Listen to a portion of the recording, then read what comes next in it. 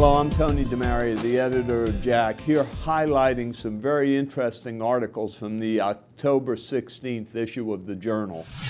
One of the major issues we all face in cardiology is the non-responder to cardiac resynchronization therapy, CRT, and we know this happens in about a third of cases. And so a group of investigators in the Midwest hypothesized that frequent PVCs might in fact contribute to the non-response to CRT.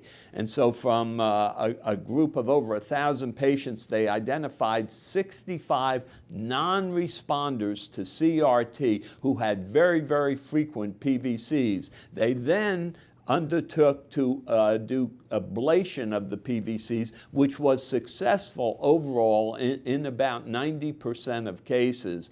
And what they observed was that following successful ablation of the PVCs, that there was a dramatic increase in left ventricular volumes, in left ventricular ejection fraction, and in particular left ventricular end systolic volume. So, I mean, what we can take from these data are that PVCs, especially if they're frequent, may in fact be one of the mechanisms by which CRT is unsuccessful, and ablating those PVCs may in fact convert those patients to responders. The number they came up with was about 22% of all beats being PVCs as a threshold for a patient who's very likely to benefit. Perhaps an answer to at least a subset of those patients who don't respond initially to cardiac resynchronization.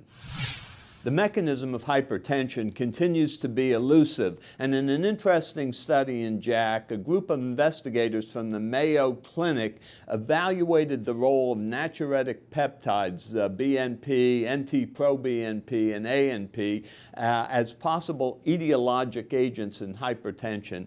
And in a group of over 2,000 patients from Rochester, Minnesota that they followed, what they observed was that BNP and NT-proBNP levels were reduced in patients who had prehypertension, and in fact in those patients there was no compensatory increase in ANP. Now later in the course of hypertension those natriuretic peptide levels were increased, but in prehypertensives they were very definitely decreased, an unexpected finding. This of course presents a potential therapeutic target. It's intriguing to think perhaps if we can increase BNP, NT-proBNP levels in prehypertensive patients, we may be able to avoid the ravages of hypertension.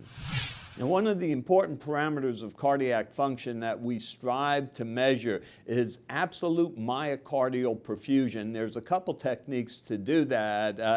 N13 ammonium PET, positron emission tomography, or gadolinium-enhanced cardiac magnetic resonance. And so in this issue of JACC, we have a comparison of these two techniques. And in fact, what was observed was that in terms of absolute myocardial blood flow, and we're talking now about milliliters per minute per gram of myocardium, that the two techniques only correlated weakly. Clearly, some technical refinements are required to get better absolute measurements. But what they were very, very good at was identifying coronary artery stenoses. And in doing receiver operator curves, it was identified that the myocardial perfusion reserve as calculated by these two techniques yielded values of about 0.83 for the ROC curve, a very, very respectable value. And in fact, using a cutoff of about 1.4 for myocardial perfusion reserve, values below that had a sensitivity and a specificity in the mid-8 range, 0.8 range for both techniques, very comparable, very similar. So while it appears that we're still not quite there in terms of the measurement of absolute myocardial perfusion, both techniques are comparable and of value in identifying coronary lesions.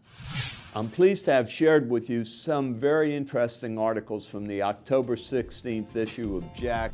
Thanks for watching.